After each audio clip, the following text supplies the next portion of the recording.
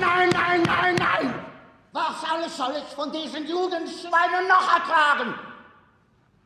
Schlachten meine Männer ab wie Fliegen.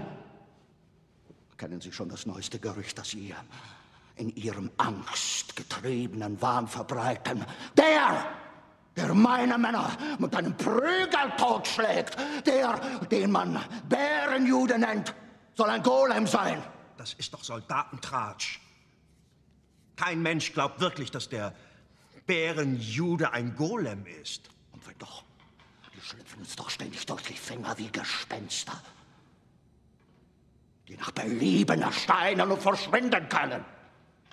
Sie wollen beweisen, dass sie aus Fleisch und Blut sind. Dann bringen Sie mir.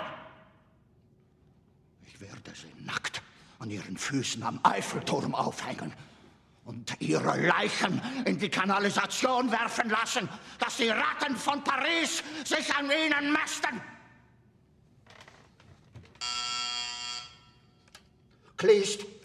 Ja, mein Führer. Befehl an alle in Frankreich stationierten deutschen Soldaten. Der jüdische Entartete, bekannt als Bärenjude, ist von jetzt an nie mehr als Bärenjude zu bezeichnen. Ja, mein Führer.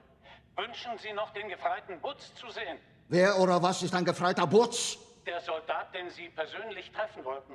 Sein Trupp ist in einen Hinterhalt der Juden von Leutnant Race geraten. Er hat als einziger überlebt. Selbstverständlich will ich ihn sehen.